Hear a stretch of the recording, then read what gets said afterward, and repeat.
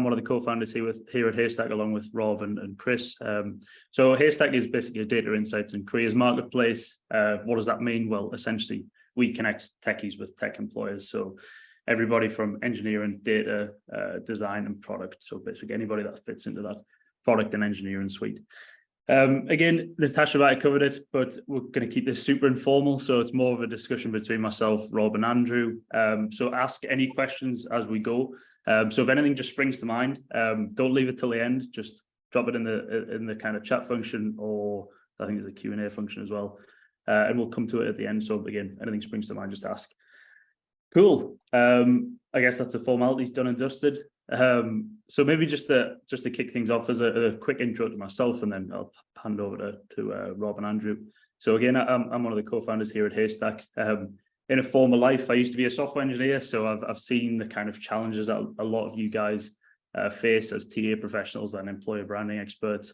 But from the other side of things, and I've also been an employer facing those challenges to try and attract people like myself in their organizations as well. So yeah, that's a very quick introduction. Maybe Rob, do you want to tackle the next one? Yeah, sure. So I'm Rob. I'm the CTO. I'm one of the co-founders at Haystack, along with Mike and our other business partner, Chris. I started my academic career, at least in music. I had romantic notions of becoming the next Hans Zimmer. Those did not transpire. Academic music was not for me. So I found myself moving into business and tech, and naturally just gravitated towards tech. Started working as a freelance developer and started gaining a business experience, basically, and experience with various different types of startups, various different types of company, and got deeper and deeper in the tech space, and did a master's eventually in computer science, and basically the rest is history, really. Found myself at Haystack after a few startup journeys, and at Haystack I deal with the product and engineering teams, manage the development team, and basically build the product that I think some of you will be using. So I'm going to be answering some questions and giving some insights from the tech side of things. Probably more on that sort of tech side, and maybe from the techie perspective of employer brand, what techies might be looking for, and also from my perspective as someone who hires people for our tech team, our development team as well. So yeah, that's a bit of an intro for me. Cool. Andrew. Hi guys, my name is Andrew. I'm the talent acquisition lead here at Tombola. So if you've not heard of Tombola, we're the world's biggest online bingo brand. We're based up in the Northeast. We've got offices across Europe, but we're based here in the Northeast of England. We're about 850 headcount, but Tombola were acquired about a year and a half ago by a company called Flutter. So Flutter is one of the top 30 companies in the FTSE. They own a load of similar brands, Paddy Power, Betfair, Sky Bet and Gaming, and a whole host of other brands across Europe and across the world. So responsible for all things talent acquisition here at Tombola. You know, we're predominantly a tech business, so the biggest challenges that we've got, like a lot of people on this call today, are going to be about hiring, how to hire and how to engage and get our messages in front of techies. Prior to that, I spent best part of a decade at a company called Sage, who are one of the biggest software companies in the UK, again based up here in the Northeast, doing tech recruitment, leading tech recruitment, and then moving into campaign and channel management. So looking at how we take our messages, and that was all disciplines, not just tech, and that was across all geographies. So we had a pretty small team when I look back, and it was about 3 of us trying to get this message out in front of people in Atlanta, Newcastle, Barcelona, Johannesburg, Sydney. So a lot of fun. So that's probably a good place to start then, Andrew. So I guess the challenges that you've faced in different roles, so both at Sage and Tombola.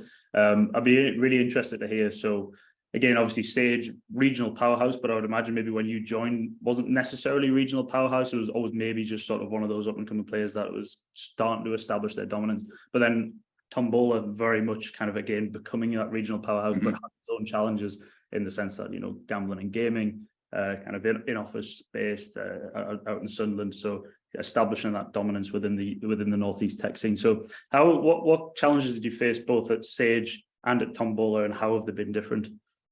Yeah, it's a good question. I think there's, you know, whatever company you are, right? And I've been to a load of events like this. I've spoken to them and I've attended them.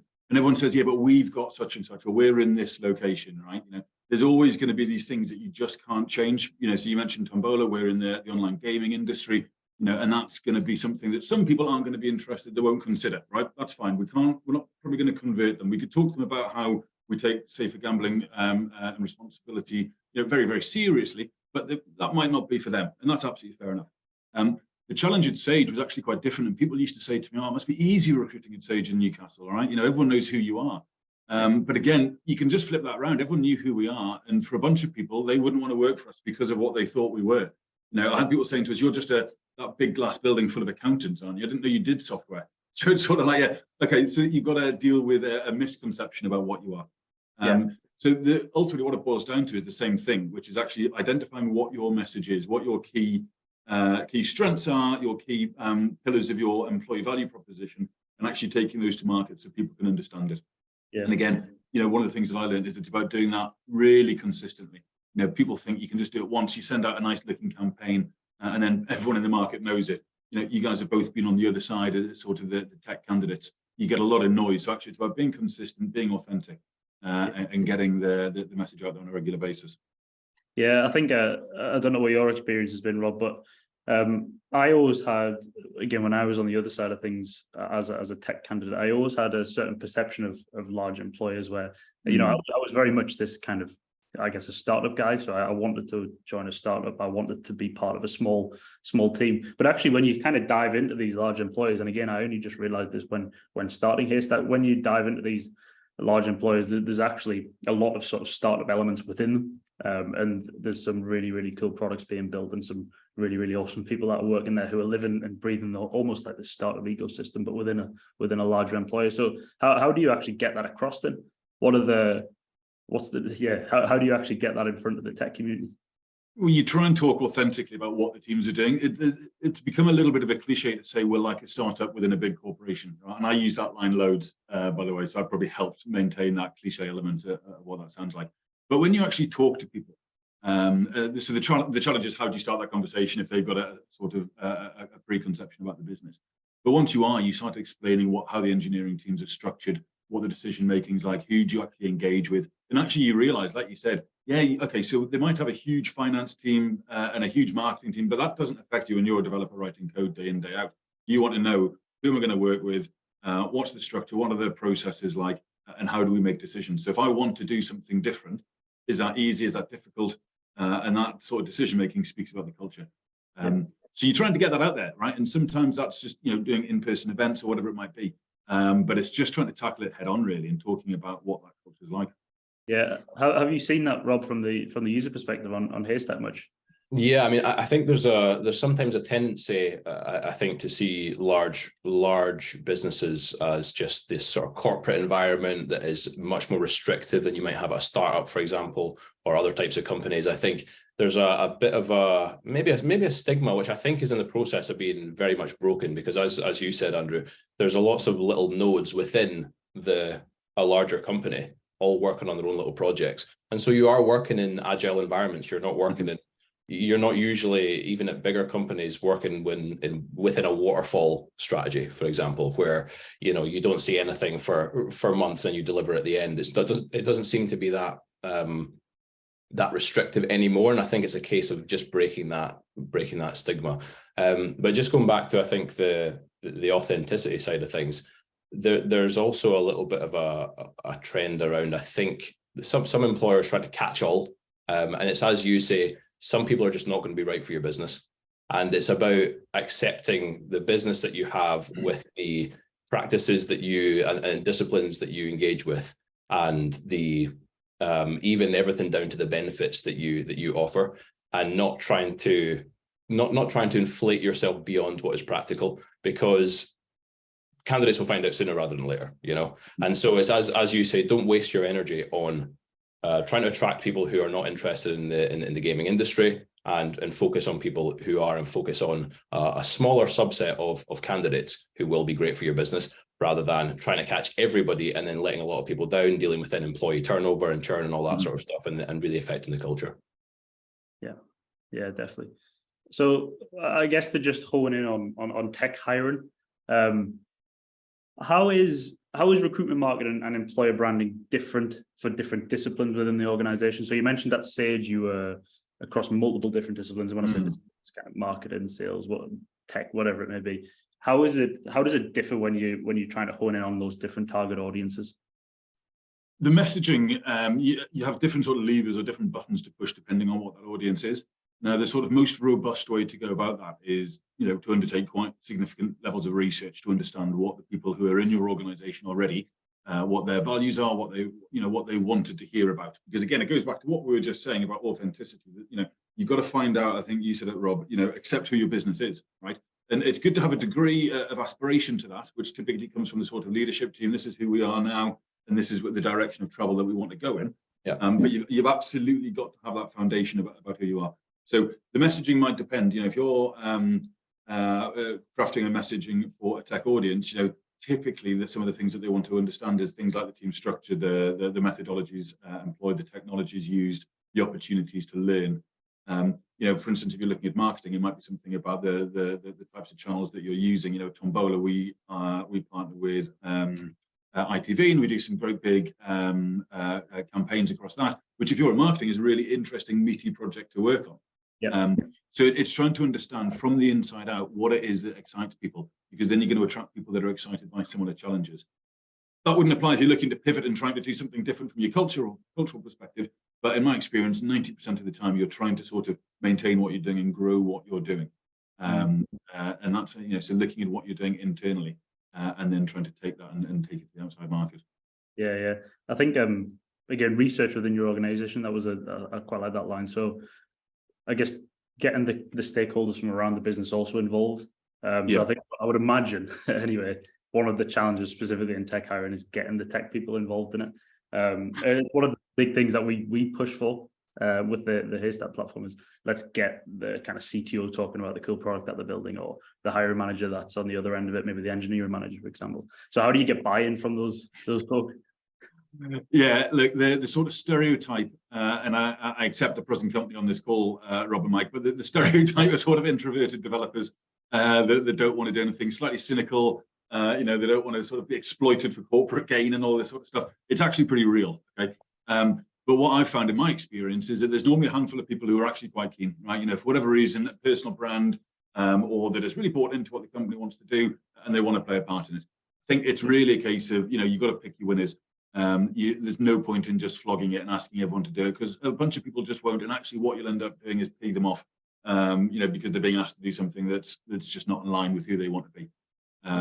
So, look, it's volunteer led. You can never sort of mandate that people must do this sort of stuff. But if you find that, look, a lot of techies, again, in my experience, happy to be challenged, but they like talking about the tech side of things, right? So, techies are out there doing talks, they're doing meetups and all this sort of stuff. So find the people who are engaged in the community and sort of harness that. And actually, sometimes I've worked with people where they're able to sort of practice some of the stuff. They kind of have an aspiration to do some of the talks at the meetups that they've gone to, and they're not quite sure how to kick it off. They don't really want to go and do it in front of 50, 60, 100 people and potentially die on their ass, right? So they're quite happy to do something like sort of lunch and learn internally, and which you can then start to use for other content. Yeah, definitely. And the just on the you mentioned, Andrew, as well, about getting the internal information and basically flipping that external to really reflect your company, project that into the market, and really attract genuine people who are interested. What do you use and how do you do it in terms of getting the information about the tech team? How do you introduce the tech team externally? How do you introduce the technical division within the team? What sort of information do you put across? What do you find is important? Important to the candidates. To the candidates, exactly. Yeah. So attracting candidates and telling them about the tech team, telling them about the engineering practices, whatever it is that you do to attract them. How is it you go about doing that? Yeah, I think it's exactly that. You're talking about the methodologies and the team structure. You talk about some of the big projects that they've worked on. So some of the things that we've trialed. We talk about in job adverts. Not job descriptions for anyone who wants to have that debate. But in the job adverts, some of the good stuff is actually when you see things like some of the stuff that a section. Some of the stuff that we've worked on. Because as a candidate, when you're looking at a job advert, you're trying to sort of screen yourself in or out, whether this is interesting to me, right? So if you say, here's some stuff that we've done, you look at it and kind of go, all right, cool, I would have liked to have done that. Or, one of the ones I like is, stuff you'll do in the next 12 months after you've joined. So you can start to see, okay, you're going to be pair programming, you're going to be, learning X, Y, and Z. Here's some technology that I don't know. And it's actually trying to paint that picture for a candidate. So they look at a job advert, and we all know the state of most job adverts. So you don't have to be very good at writing a job advert. You start talking about what that team looks like and what they're going to deliver. It allows the candidate to start putting themselves into the picture. And if they kind of put themselves in the picture and go, yeah, that sounds awful, that's fine, great. Like we talked about at the beginning, don't apply. It's not for you. This isn't going to work for anyone. So let's not go down that road. But if people are kind of going, yeah, that's interesting stuff, that's when we start to have the conversations with them. Yeah, definitely. Just to kind of, I guess let's just sit on this topic for a second. I think there's a question that's been asked in the chat, which I think is pretty relevant. So in terms of benefit packages then, obviously there's some pretty hefty benefit packages flying around now, and everybody's trying to get people back into the office. Some people are sticking fully remote. Where do you get your best bang for your buck, I think, from a technical hiring perspective, and what lands really well with the tech community? It's a really tough question, right? Because, when we talk about benefits, you tend to see take up of different benefits don't tend to be, or they're sort of function agnostic, right? So what appeals to a techie is going to appeal to marketing if you're in the same sort of life bracket, right? So if you're a young parent or a parent with young kids, you probably want to have more flexibility. You want to be able to do the school runs, all this sort of stuff. If you're straight out of university, you want the fridge full of beer and you want the pool table and the table football, right? That's quite fun. If conversely, when we talk about sort of the differences between the size companies, if you go to somewhere like a bigger company, you want stability, you want a good pension, you want a share save scheme so you can start saving for the future. All of those stuff don't matter. It's really, so I think from a techie perspective, you want to have good kit, right? Like the basics. It's not really a benefit, but you want someone to have a sort of, a really high functioning laptop, good space to work with, ability to work from home, some degree of flexibility. And again, there's a topic for another webinar, I'm sure. But yeah, I think in terms of the actual benefits, I'm a bigger fan of sort of flexibility where people can choose the sorts of benefits that are going to fit their lifestyle rather than trying to throw a blanket over the whole thing and saying everyone gets this. Yeah, I also like the choice of a benefits package. I think it's one of those where it's not necessarily one size fits all. It's dependent on where you're at the stage of life, I think. Yeah, there was a place I saw years ago that was actually quite pioneering for its time. You got 20% of your basic salary and you could do what you like with it. So if you wanted to take that just as straight up cash and get nothing else, great, do it. If you wanted to put 20% in your pension, fine, there it goes. And I thought it was a really novel way of doing it. People were getting car allowances and stuff like that. Depends what you want in life. Yeah. Rob, how have you found tackling the benefits packages from the I guess a tech employer's perspective? Obviously, we've got our own tech team. Yeah. I think the main thing is flexibility. I really think it's not necessarily specific things that will attract people in or keep people around.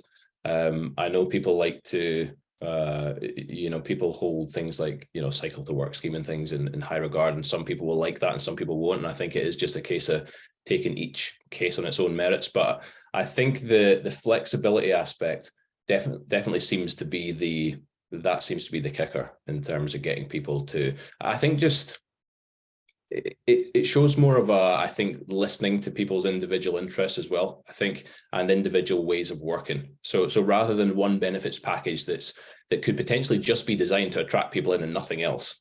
And it may not be, but it could certainly be perceived that way. Whereas if you're flexible and you're taking each person's needs as they come, and I guess you're doing the best to fulfill those person's needs, that's I think that's more powerful. How you get that out from a marketing perspective, and how you get that out from when, I guess, coupled with your employer brand is probably a different story, and probably one that Andrew you know much more about than I do. But from a developer's perspective, I think it is definitely around flexibility. It's definitely around a little bit about we won't get into the remote working and things, but there's definitely an element of that, an element of how you work.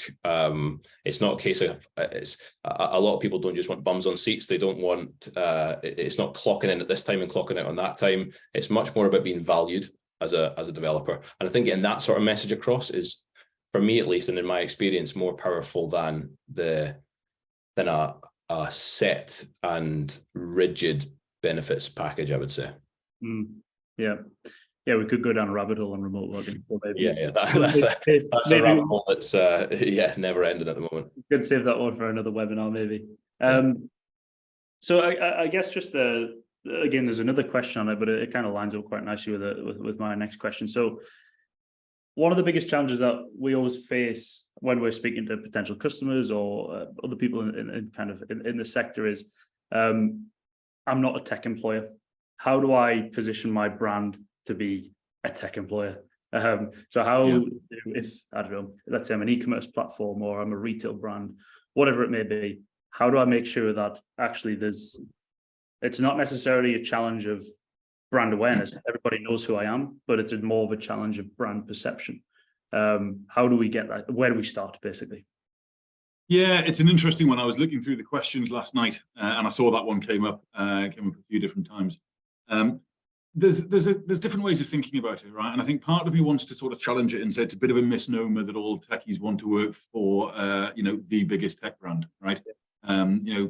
If you look at what's been happening with like Meta and Alphabet and all these sorts of things, it looks like a bit of a bumpy ride, right? So when you're in big tech, you're sort of a victim to where the winds blow, right? And suddenly, they're going to highlight Meta, and suddenly they're all going to start laying people off, right? So there's an element of kind of like, depending on where you are as well. So, we're all based up in the northeast of England, right? So we all know the sorts of companies up here that are within the tech scene, but we probably also could name a bunch of companies that have got good techies working for them, but aren't historically, they're not a SaaS business, they're not something like that. They're, like you say, there might be a retail business.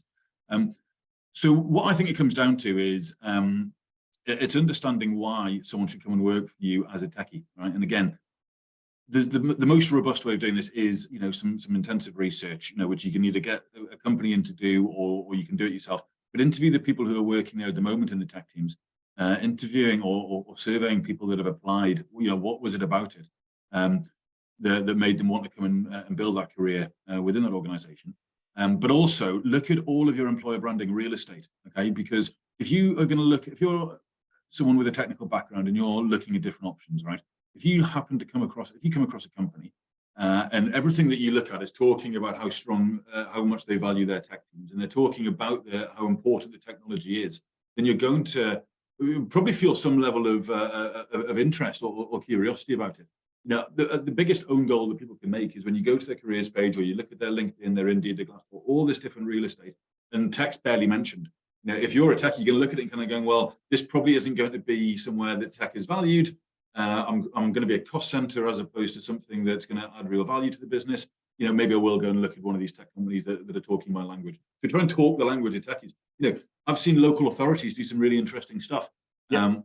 And actually they're working, and lots of public sector stuff are working on real life challenges that a lot of private sector businesses just aren't, right? We're online gaming, it's fun, right? Don't get me wrong, people enjoy it, but we're not solving climate change.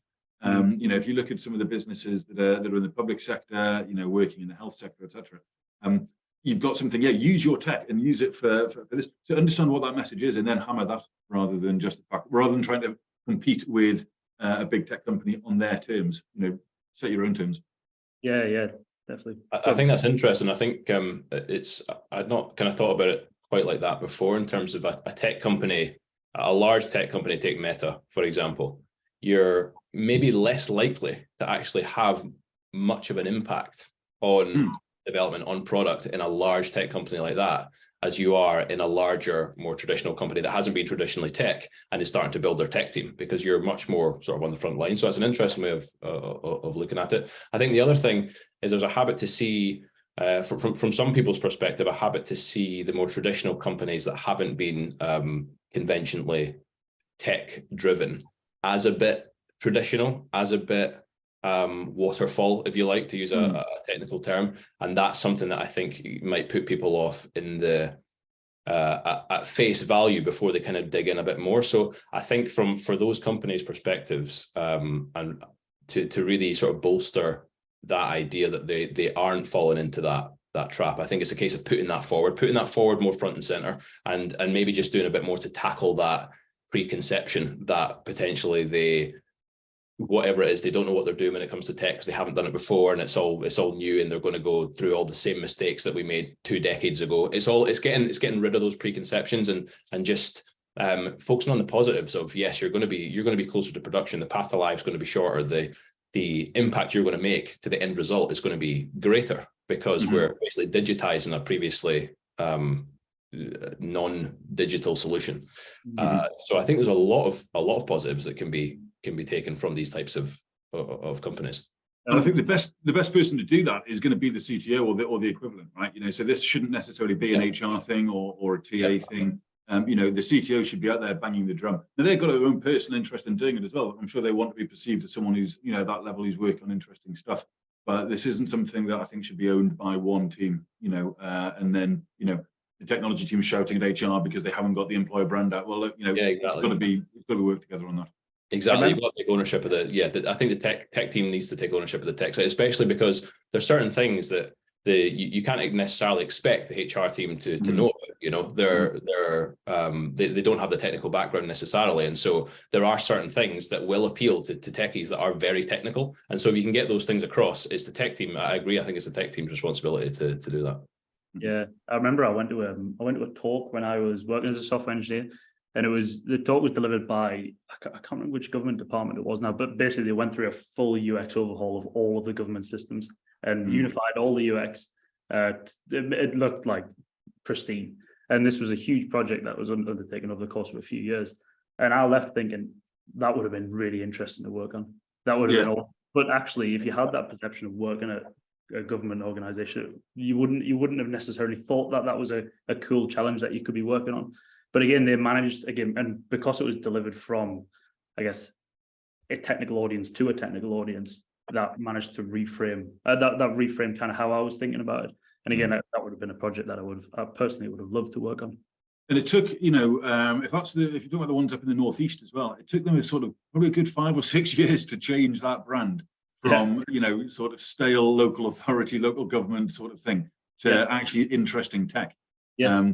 But what they did a really good job of is doing it consistently and talking to people, employing people that wanted to talk about it, and it became a sort of organic message that reached the market. Yeah. Just while we're on, Natasha, I think now might be a good time to run the poll just on essentially who owns and who's responsible for employer branding in an organization, and maybe we can see what the responses are there. Cool. Feel free to drop some answers in that one. So I guess moving on, just so again, I can see a couple of discussions in the chat now, but it was also on my notes as well. So tools for recruitment marketing and employer branding, obviously LinkedIn, everybody knows about LinkedIn. Is it here to stay? Does it still work, especially in a tech kind of specific sector, I would say? What else is out there? What else can you be doing aside from kind of tools? Basically, what's Yeah, I think it would have made an interesting poll, actually, how many people still use LinkedIn for recruiting techies, right? And I've kind of gone 360 degrees on it. When I was a tech recruiter, I was a really heavy LinkedIn user with a healthy degree of cynicism around it. We can all see stats around X% of techies won't even go on LinkedIn. Again, there's still a huge amount of them are on LinkedIn. I do think it's here to stay.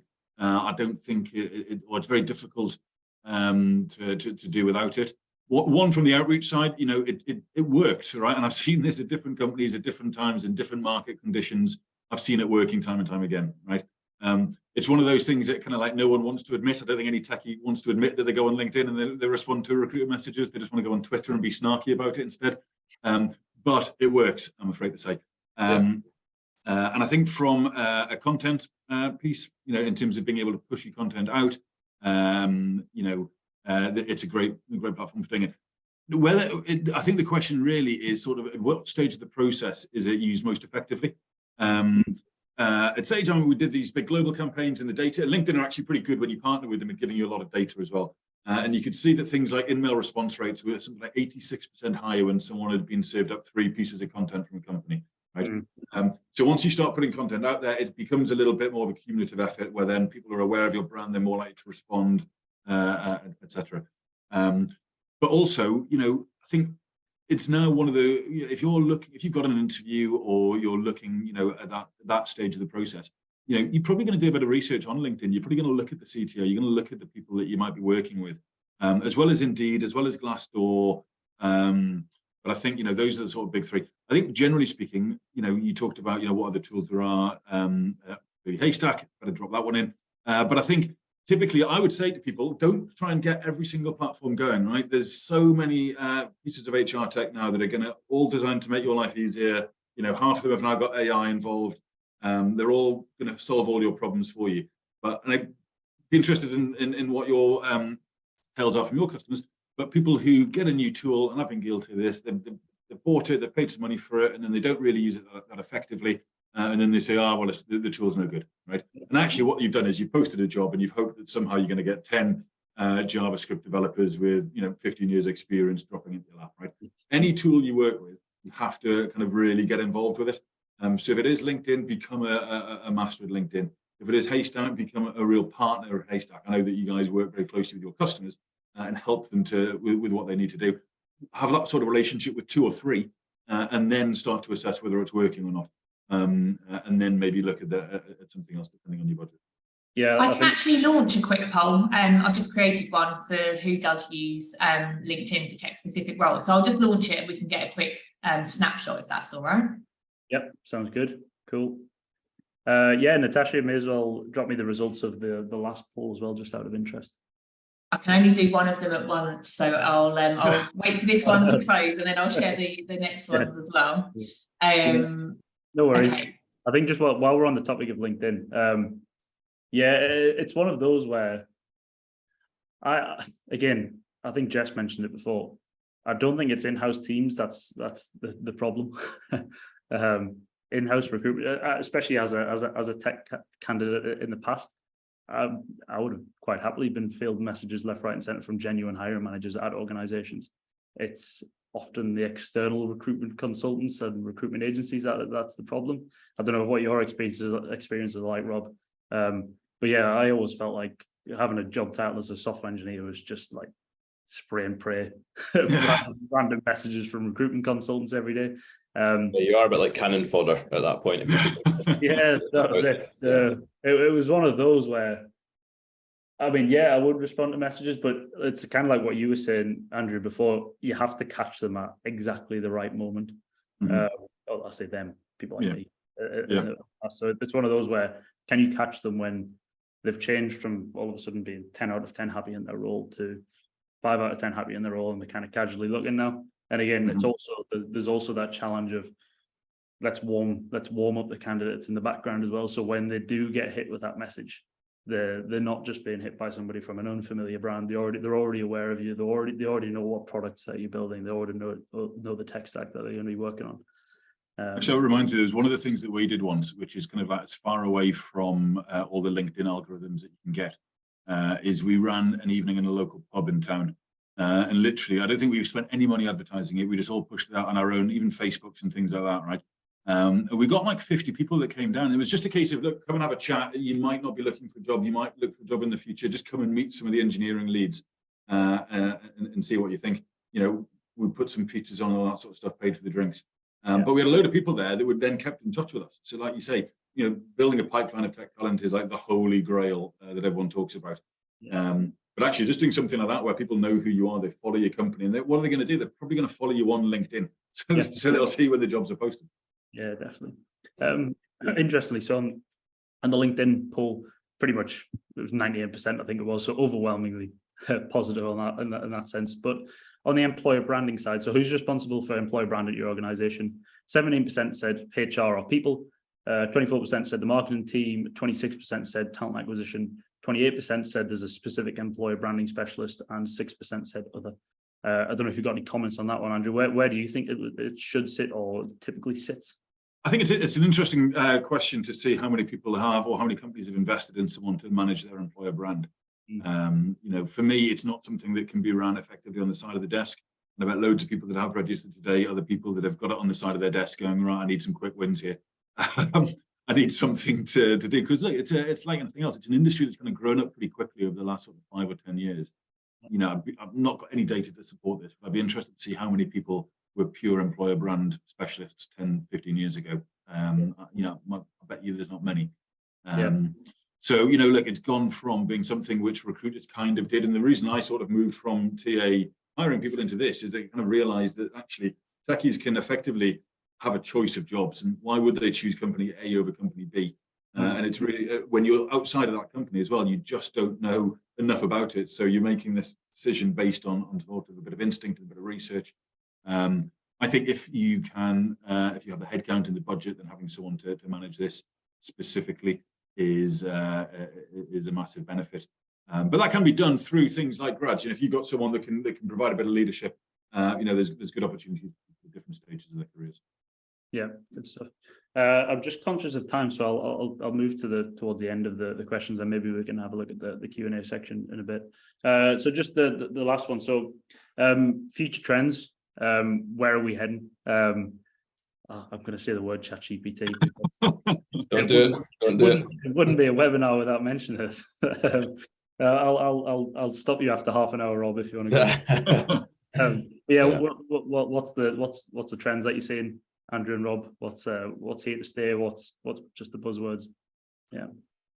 I think AI generally has been around for a while, and I think definitely is a buzzword more than actual implementation. Certainly, I think certainly implementation now is becoming more fruitful and more meaningful. But I think there was certainly a time where the word AI or the term AI was just sort of plugged into paragraphs here and there, and there's probably a little bit there, but there's so many external libraries and things you can use, just plug into your product and say it's AI. And I think people use that to attract people. But I think now we are getting to the point where there's a consequential use of AI, a la ChatGPT, obviously being the obvious example. I think I mean, I don't want to predict the future, but I think it's going to be huge. It already is. I think you've got university students writing essays via ChatGPT. People will already be replying to emails via ChatGPT. I mean, the amount of automations that people have hooked up in their everyday ongoing workflow will be huge.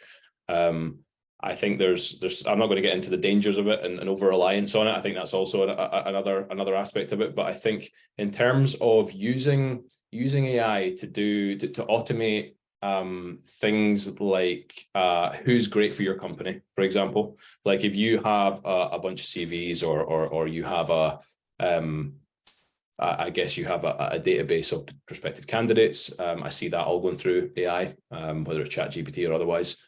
Just to kind of give you those, find the patterns and who's good for your company. I think there's a lot of automation that will be done there. I just think there's a danger initially about us not getting it right and jumping in, with both feet. So I think there's a sort of cautionary tale in there somewhere. But yeah, I mean, I'm just rambling about ChatGPT now, basically. But I think it's here. It's definitely here to stay, and it's here to hopefully improve processes. But hopefully not take the human element out of the sort of the hiring interaction and and finding the right candidates. Yeah, I'd agree with that. I think it feels like lots of people are playing with ChatGPT from a TA perspective. They've written job adverts. They can get job adverts written a lot quicker. Email messages, that sort of stuff. It's pretty kind of low level stuff, which was quite exciting when it first started. And now suddenly it's become sort of just okay, fine, what else? I think the elephant in the room potentially is what's it going to do to demand for software developers as a skill? The skills, both soft skills and hard skills of writing code are going to change, potentially going to rapidly change over the next sort of 5 to 10 years. Yeah. Where we've all seen these Twitter threads of people that have launched an app in 6 hours just without any knowledge at all in how to write code, just by following instructions from ChatGPT. What's it going to do to big organizations? We've seen headlines of people saying, well, we're not going to hire this many people because we figure we can do more with less. So, you know, just to sort of remind ourselves that the potential sort of alarm bells that might ring.